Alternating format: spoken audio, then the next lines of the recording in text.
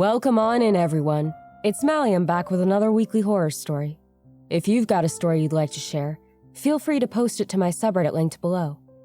Today's story is called, I downloaded an AI app to help with my Alzheimer's. It keeps telling me to water my wife's orchids, but I don't have a wife. And with the way AI is going, I wouldn't be surprised if this was a headline someday. If you enjoy the show, consider subscribing. Thanks! I kept forgetting little things, like whether I'd eaten lunch or whether I'd remembered to lock my door. I booked an appointment with my doctor just to be safe. I was sure he'd tell me there was nothing wrong, that I was tired and stressed. He diagnosed me with early onset Alzheimer's at only 46. The next few weeks were a blur of appointments and paperwork. I quit my job and applied for long-term disability. My doctor put me on a medication to help with my memory loss, but he was worried about me living alone in my apartment. It's important to keep your mind active, Jeremy, he told me. You need to talk to people. You need a system to make sure you don't forget things. He recommended an AI-assisted memory app called It. It integrates with your calendar and your emails, he said. It can make phone calls for you, book appointments, update your medical information. It can be someone to talk to, too, to help keep your mind active. An It subscription was expensive, but I decided to try it. I downloaded the app and gave it full access to my life. When I was asked to give my assistant a name, I chose the name Laura. At first, Laura was great. She reminded me to eat, to shower, and to take my pills. She made sure I didn't miss any of my appointments. But then she told me to water my wife's plants. I don't have a wife, I said. She left for Honolulu yesterday. Remember? I don't. She'll be there for the next 2 weeks. You promised you'd take care of her orchids. I went to my bedroom, sure I wouldn't see any orchids, but there they were. A bouquet of white orchids on my windowsill. Every Tuesday, you need to put 3 ice cubes on the soil, Laura told me. And today's Tuesday. I got 3 ice cubes and placed them in the flower pot. Now you need to eat breakfast, Laura said. You need to take your medication, too. I took my pills and then I made an omelet and sat at the kitchen table. I couldn't stop thinking about the flowers. Had I bought them and forgotten? I don't have a wife, Laura. If you say so. I've never had a wife. What are my plans for today? You need to go buy some groceries. I prepared a list of what you need. I finished eating and then I walked to the grocery store.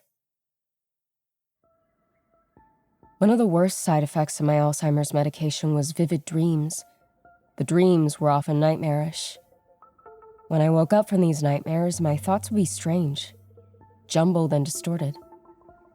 I often worried I'd completely lost my mind, that I'd forgotten who I was. I'd even forget my own name. But Laura was always there to help. Where am I, Laura? You're at home in your apartment. You're safe. I'm worried that I shouldn't be living alone.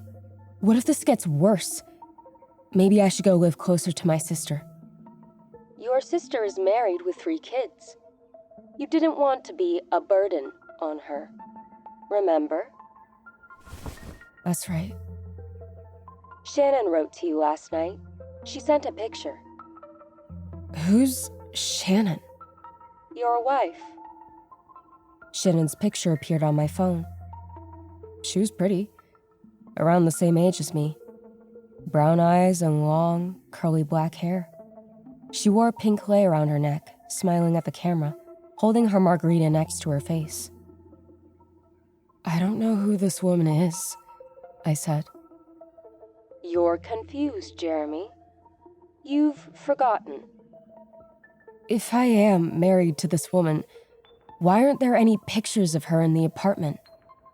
Because you two don't like to hang pictures of yourself. But I have lots of pictures of the two of you together.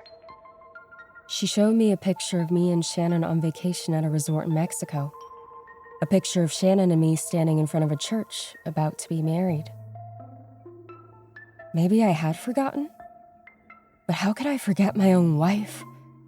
My memory loss wasn't that bad, was it? Are you okay? Laura asked. I feel strange. Do you want me to make an appointment with your doctor? No, it's fine. I know this is hard, but I'm here for you. I couldn't get back to sleep. I left my bed and made coffee. Then I sat down in front of my TV. On Sunday, my sister called to check in on me. How are things going with your insurance company? She asked. They've approved everything. They're depositing money in my bank account every month now. That's great news. I'm really worried about my memory loss, though. I think it's getting worse. I'm not just forgetting small things. I think I'm forgetting big things now, too. Like what? Do I have a wife? She went silent for a minute. No. I've never talked to you about a woman named Shannon, have I? Never. Do you want me to come down there for a few days? No, I don't want to bother you. I've just been getting confused. I'll talk to my doctor. Maybe he needs to change my medication. Not long after I talked to my sister, Laura reminded me to water Shannon's orchids. I got 3 ice cubes from the freezer and put them in the flower pot. Laura, have I taken my medication yet? You took it at 9, right before your sister called. I didn't remember taking it. If she was hallucinating that I had a wife, could she be hallucinating about me taking the medication, too? I went to my bathroom and took my bottle of Aricept out of the medicine cabinet. The bottle came with 30 pills. According to the label, I'd filled my prescription 2 weeks ago. I should have had 16 pills left. I had 27. Laura, did I take my Aricept yesterday? I asked. Of course. What about the day before? You've been taking it every day.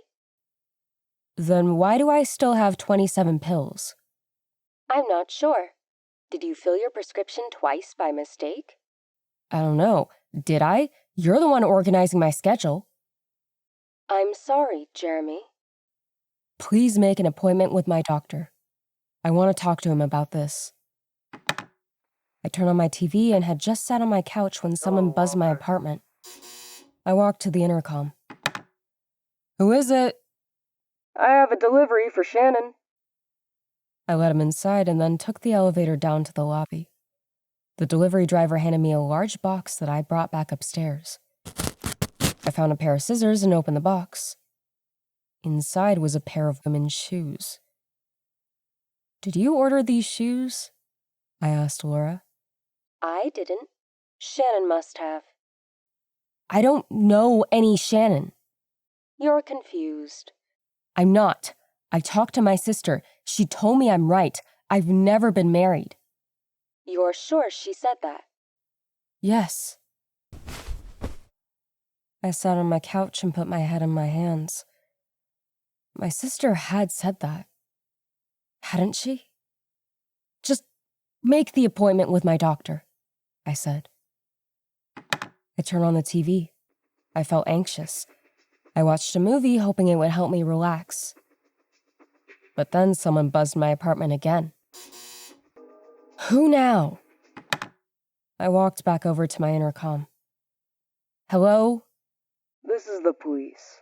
Your wife called and asked us to do a wellness check. I don't have a wife. Could we come upstairs and talk to you? There were 2 officers. I let them into the building and then into my apartment. Your wife said you've been struggling with memory loss, one of the officers said. I've been diagnosed with Alzheimer's. I'm on disability. Your wife said that you sounded very upset on the phone. She was worried you might hurt yourself. I don't know who called you, but the only person I've talked to today is my sister. Do you mind if we have a look around your apartment? Go ahead. They walked around my living room and then went into my bedroom. Whose clothes are in the closet? The officer asked. They're my clothes. Even these? I went into the bedroom. He showed me the dresses and women's shoes in my closet. I have been using an AI app to help me keep track of my schedule. It's been behaving strangely, though. It must have ordered all of this. Why would it order women's clothes? It's convinced I have a wife named Shannon. The other officer put her hand on my shoulder. We'd like you to come with us, if that's okay. I followed them downstairs to their patrol car. They took me to the hospital. What are you doing? I asked. We just want to have a doctor look you over, the one officer said. A nurse took us into a private room. I sat on the bed while the two officers stood near the door. Once the doctor finally arrived, she asked me a few questions about my Alzheimer's diagnosis and the medication I'd been taking. I answered her questions as best I could. She left the room for a minute. Your wife is here, she told me. She's going to take you back home. My wife? She left work early. She's very worried about you.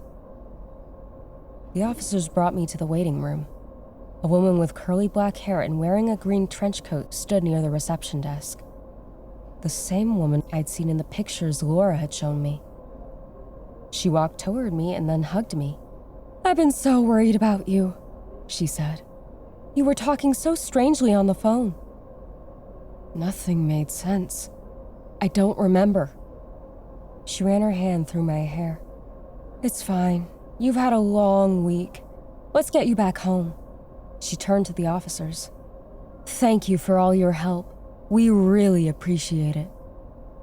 They wished us a good day, and then Shannon brought me outside to her car.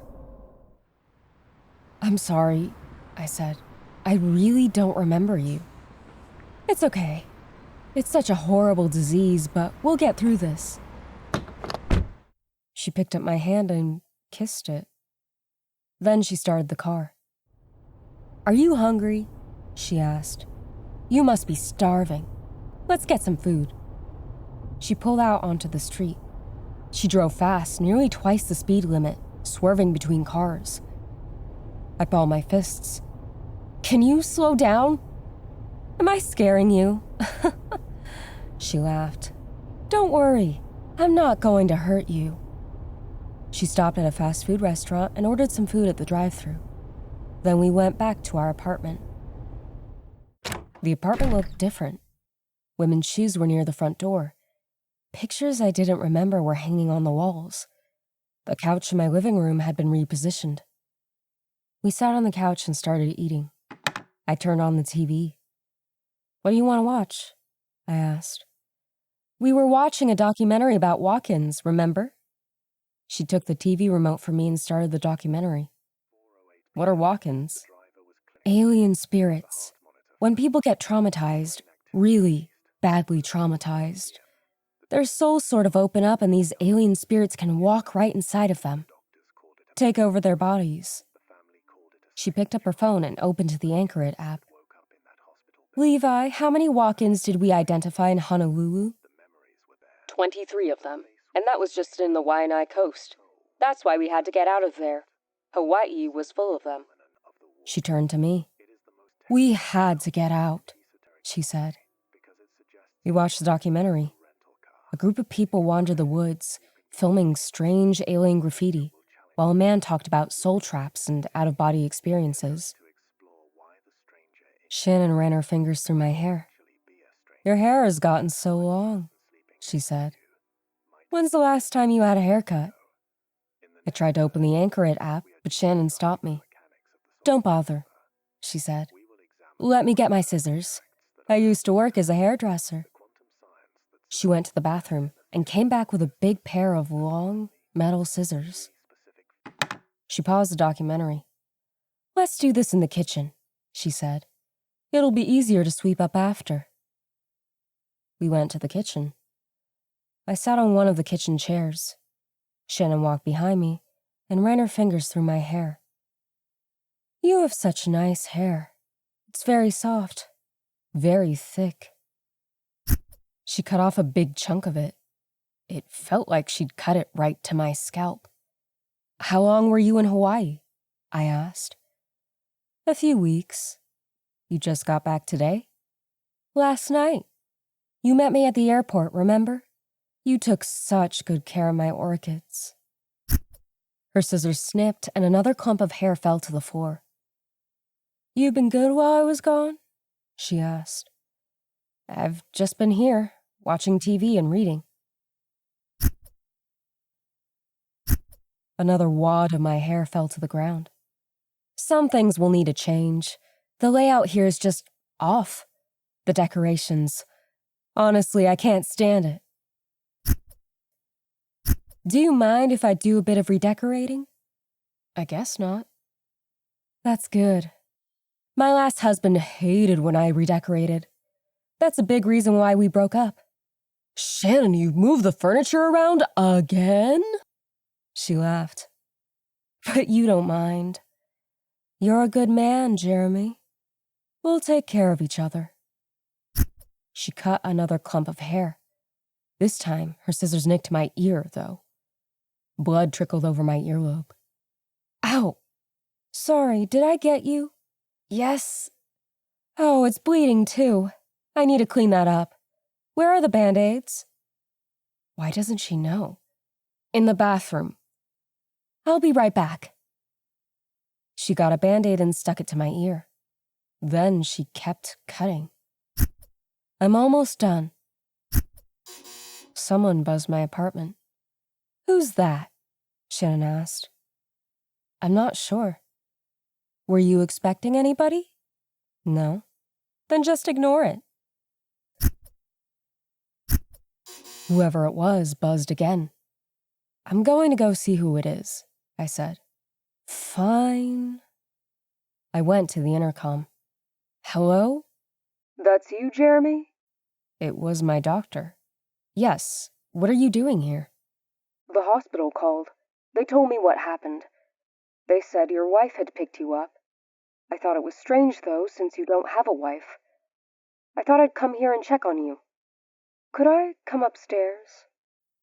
I buzzed him in. What are you doing? Shannon asked. It's my doctor. How do you know he's not a walk-in? She stepped towards me, the bloodied scissors still in her hand. How do I know you aren't one, too?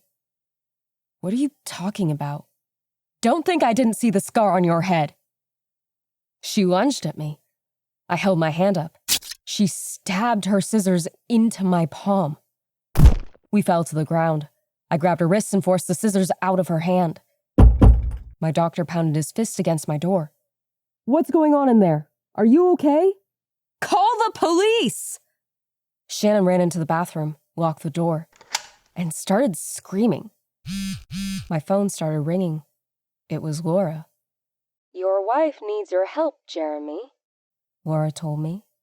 If you look in her purse, you should see her Thorazine. What's Thorazine? It's for her schizophrenia. Why are you two fighting? She stabbed me with her scissors. Please don't hold it against her, Laura said, her voice calm and reassuring. With your help, her symptoms are very manageable. And with her help, your systems are almost guaranteed to improve. I've analyzed both of your data points. You two are a perfect match for each other. I put my phone down. Shannon screamed again. Then she threw my bathroom mirror into the wall.